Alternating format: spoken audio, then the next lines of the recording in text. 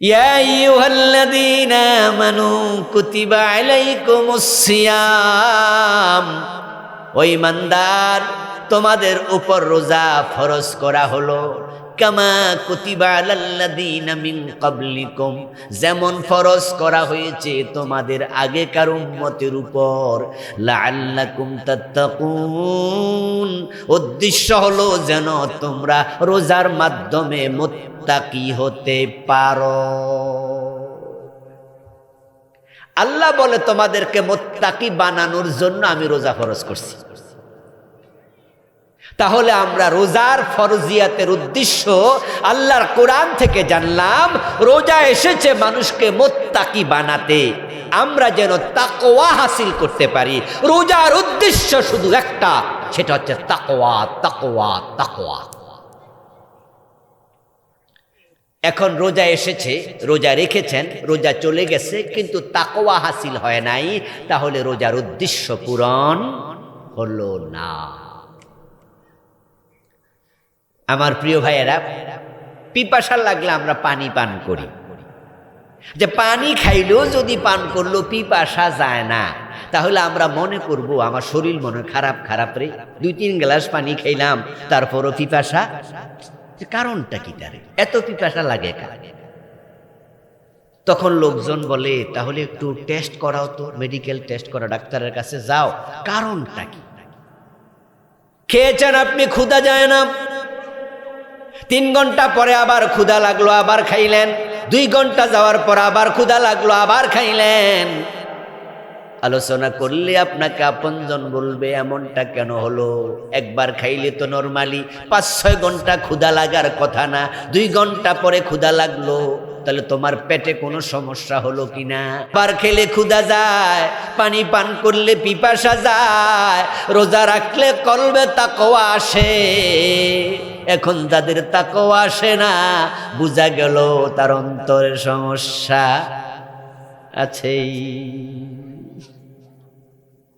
এখন আমরা সংক্ষেপে আজকে এই চিকিৎসা করব যে কলবে কোন অসুস্থতা হলে রোজার প্রভাব কলবে পড়ে না। কারণ যেহেতু রোজাটা এসে গেছে, কলবে তাকওয়া আসে, তাকওয়া সুরতে না। বাংলাদেশে তাকওয়া আসে তবে লেবাসে, সুরতে, কলবেও না, সিরতেও না। অধিকাংশ মানুষ রোজা আসবে, টুপি মাথায় দেবে কিন্তু ওজনে কম দেবে, মালে ভেজাল দেবে, গায়ে পাঞ্জাবি পইরা 2 নাম্বারি, মাথায় টুপি দিয়া গায়ে পাঞ্জাবি দিয়া ইফতারি তৈরি করবে, জিলাফি বাজবে মোবিল দিয়া। রোজা আসার 1.5 মাস 2 মাস আগ থেকে দ্রব্যের মূল্য বাড়াইয়া দেবে, দাম বাড়াইয়া দেবে। রোজার মাসে রোজা রেখে গোশ খাবে, রোজা রেখে সুদি লেনদেন করবে, রোজাও রাখে হারাম কাজও করে, এমন রোজাদার আছে না নাই? সে তাকওয়া বোঝে না, রোজার উদ্দেশ্য বোঝে না, সে উপাস থাকে। তাই নবীজি বলছেন, কাম মিন সায়মিন লাইসা লাহু মিন সিয়ামিহি ইল্লা যামআব। এমন অসংখ্য রোজাওয়ালা আছে যার রোজা উপবাস আর কিচ্ছু না। স্বামী স্ত্রী ঝগড়া লাগছে, স্বামী রাগ কইরা 2 দিন ভাত খায় না, ঝগড়া লাগিয়া দিনের বেলা ভাত খায় না, সকাল থেকে সন্ধ্যা পর্যন্ত খায় না। এমন লোক কি আপনাদের এলাকায় নাই? আচ্ছা, এই বেড়া যে সকাল থেকে খাইলো না, রাতে ঝগড়া করছে, রাত থেকে উপাস, পরের দিন রাত পর্যন্ত খায় নাই, আল্লাহ সওয়াব দিছে তো? উপাস থাকলে বুঝি সওয়াব হয়? উপবাস থাকার নাম শুধু রোজা নয়। রোজার প্রথম উদ্দেশ্য বোঝা লাগবে তাকওয়া। এখন তাকওয়াটা কি? তাকওয়া শব্দের অর্থ হলো পাপাচার পরিত্যাগ। তাকওয়া মানে হচ্ছে তারকুল মাসিয়া, পাপিষ্ঠতা, পাপাচারিতা ছেড়ে দাও। হিফজুন নাফসি মিম্মা ইউসাম, তাকওয়া মানে হলো গুনার কাছ থেকে নিজেকে বাঁচাও। তাকওয়া মানে হচ্ছে তারকু মা হারামাল্লাহ ওয়া আদাউ মা ইফতারাদাল্লাহ। যত ফরজ আছে আঁকড়াইয়া ধরো, তাকওয়া মানে হলো যত হারাম আছে পরিত্যাগ করো। আর বাংলাদেশের তাকওয়া হলো টুপি মাথার দাও, বাংলাদেশের তাকওয়া হলো পাঞ্জাবি গাদ দাও। এজন্য কোনো মানুষ যদি হাজি রুমাল মাথায় দিয়া হাতের মাঝে তাসবির দানা লইয়া রাস্তার ডান পাশে সুবহানাল্লাহ জিকির করতে করতে হাঁটে, আমরা তাকাইয়া মনে মনে বলি এই যে একজন মুত্তাকি মানুষ যায়, অথচ এই টুপি, এই দাড়ি, এই পাঞ্জাবি এটা তাকওয়া নয়, এটা তাকওয়ার সামান্য প্রভাব মাত্র, তাকওয়ার সিটিফিটা অংশ। মূল তাকওয়া হচ্ছে গুনাহমুক্ত জীবন যাপন করা। আমাদের দেশের লোকেরা রমাদান মাস আসলে আমাদের কাছে বিভিন্ন মাসালা জিজ্ঞাসা করে, হুজুর ওযু করার সময় তো কুলি করলাম, যে কুলি করার পরে তো কিছু পানি তো জিহ্বার সাথে লাইগা থাকে, এখন মাসআলা কি হুজুর, ওই পানি পেটে গেলে কি রোজা ভেঙে যাবে?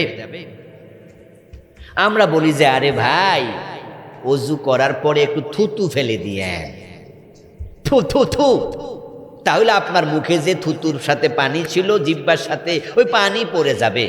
হুজুর 3 বার থুতু ফেলছি তো, তারপরও সন্দেহ লাগে কিছু পানি থেকে গেল কি না।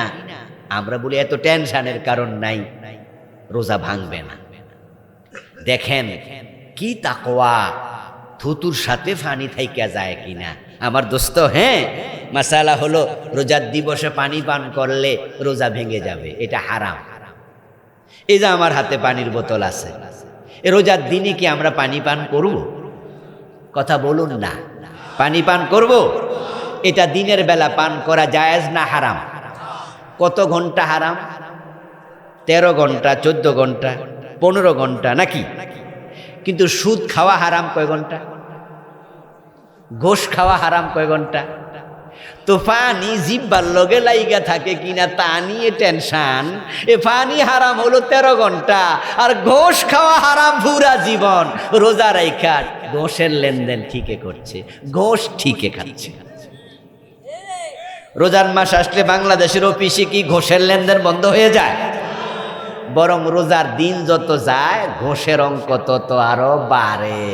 শেষ দশকে যখন লেনদেন হয় তখন আগের সমান ঘোষ দিলে চলে না, বলে ঈদের বকশিশ দিবেন না। কি এ কথা আছে কি না?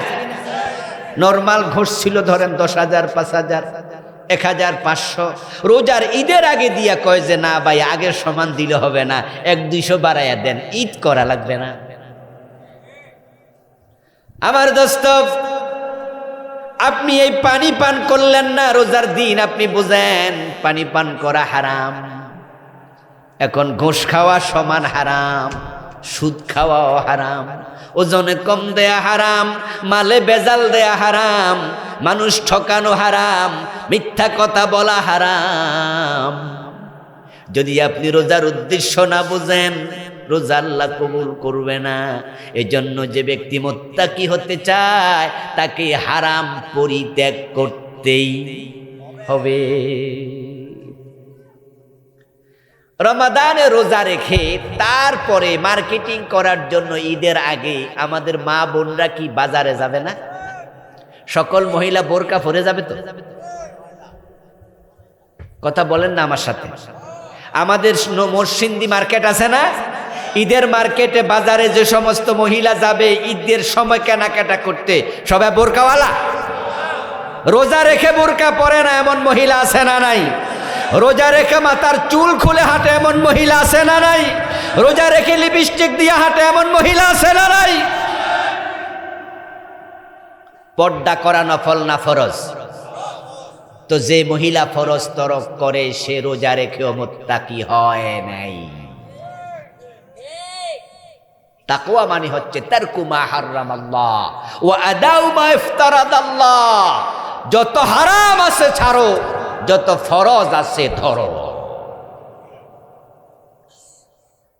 রোজা রাখার পর মিথ্যা কথা বললেন। যারা সিনেমার নায়ক আছে, সিনেমার নায়িকা আছে, রোজা উপলক্ষে তাদের সিনেমার অবমুক্তি হবে। যারা নাটকের মাঝে নাটকে অভিনয় করে, রোজা উপলক্ষে, ঈদ উপলক্ষে তাদের নতুন নতুন নাটক বের হবে, তাই তারাও নাটক অভিনয় করছে। আপনি আশ্চর্য হবেন, ওই সিনেমার নায়ক রোজা রাখে, সিনেমার নায়িকাও রোজা রাখে, টেলিভিশনের নাটকের অভিনেতা রোজা রাখে, নাটকের অভিনয়কারী মহিলাটা রোজা রাখে, নাটকের সেটে যে ভিডিওগ্রাফার আছে সে রোজা রাখে, ওই নাটকের সাথে জড়িত দেখবেন তারা আবার মাগরিবের টাইমে ইফতারি বানায় একসাথে খাইতেছে। এখন তুমি নাটকে অভিনয় করো, তুমি সিনেমা অভিনয় করো, তুমি সিনেমার প্রডিউসার, তুমি নাটকের ডিরেক্টর, তুমি নাটকের টেলিগ্রাফি, তোমার ফটোগ্রাফার, প্রত্যেকটা কাজ হারাম। সকাল থেকে সন্ধ্যা পর্যন্ত উপাস থাকার এক আনা দামও নেই। قال رسول الله صلى الله عليه وسلم من لم يدع قول الزور والعمل به فليس لله حاجة في أن يدع طعامه وشرابه। নবীজি সাল্লাল্লাহু আলাইহি ওয়াসাল্লামের জন্য বলছেন, যে ব্যক্তি রোজা রেখেছে, খাবার পরিত্যাগ করেছে, পানীয় পরিত্যাগ করেছে, কিন্তু মিথ্যা পরিত্যাগ করে নাই, মিথ্যার বেশাতি পরিত্যাগ করে নাই, হারাম পরিত্যাগ করে নাই, ফরজ আকরায়া ধরে নাই, ওই ব্যক্তি খাবার পানীয় পরিত্যাগ করার কোনো প্রয়োজন আল্লাহর নাই। আমার শক্ত আলোচনা শুনে শ্রোতা হিসাবে আপনি মনে মনে তাহলে ভাববেন, তাহলে আর রোজা রাখা লাভ কি, যা রাখতাম না। কথা বোঝেন আপনি? আপনি ভাবলেন যে আমি তো ঘোষ খাই, তো হুজুর বলতেছে ঘোষ খাইলে রোজা রাখা লাভ নাই, তো যেহেতু আমি ঘোষ খাই, ঘোষ ছাড়তাম না, তো রোজাটা ছাইরা দিলাম। আমি যেহেতু সুদ খাই, হুজুর বলেছেন সুদ খাইয়া রোজা রাখলে লাভ নাই, তো সুদ আমি ছাড়তাম না, তো রোজা রাখা লাভ কি, ঠিক আছে রোজাও রাখতাম না। আমি সিনেমার নায়ক, আমি সিনেমার নায়িকা, আমি টেলিভিশনের নাটকের অভিনেতা, নাটকের অভিনেত্রী, আমি যেহেতু প্রডিউসার, আমি যেহেতু ডিরেক্টর, আমি যেহেতু এটা ভিডিও করি, আমি ভিডিও ম্যান, আমি ফটোগ্রাফার, এগুলো আমি ছাড়বো না, তো রোজা রাখা লাভ নাই, রাখবো না, তাহলে ছেড়ে দিলাম। আপনার কাছে আমার প্রশ্ন, আপনি রাগ কইরা রোজা ছাইরা দিলে আল্লাহর কোনো লস আছে? লসটা কার? নিজের। কিন্তু আপনি তাকওয়ার মানসিকতা ব্যতীত রোজা রেখে কোনো লাভ নাই, এটাই সত্য কথা। লাআল্লাকুম তাত্তাকুন, রোজা আসছে মানুষকে মুত্তাকি বানাতে। এখন যেই তাকওয়া আপনাকে ভালো বানাবে, যেই তাকওয়া আপনাকে ঘুষ থেকে, সুদ থেকে, হারাম থেকে মুক্ত রাখতে সাহায্য করবে, ওই তাকওয়াটা থাকে কলবে। এখন যে কলবে তাকওয়া থাকে, ওই কলবটা যদি ময়লা যুক্ত হয়, কলবটা যদি নাপাক হয়, তাহলে কলবে তাকওয়া ঢুকবে কেমনে? এজন্য রোজা রাখার আগে, রোজার মাস আসার আগে কলবটা পরিষ্কার করা দরকার আছে না নাই? নবীজি সাল্লাল্লাহু আলাইহি সাল্লাম একবার তাকওয়া প্রসঙ্গে আলোচনা করতে গিয়ে তিনি সাহাবাদের সামনে কলবের দিকে ইশারা করে 3 বার বললেন, আত-তাকওয়া হাহুনা, আত-তাকওয়া হাহুনা, আত-তাকওয়া হাহুনা। ও আমার সাহাবারা শোনো, তাকওয়া এখানে থাকে, এখানে, এখানে।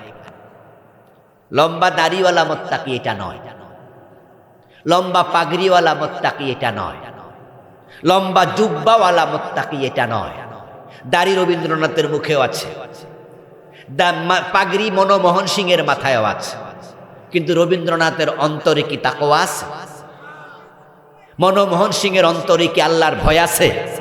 এই জন্য তাকওয়া কলবে থাকে, আল্লাহর ভয় আগে কলবে ঢুকাও, তারপরে তোমার দাড়ি, তোমার টুপি, তোমার পাঞ্জাবি, তোমার অন্য অন্য বিষয়, আগে কলব পরিষ্কার করো।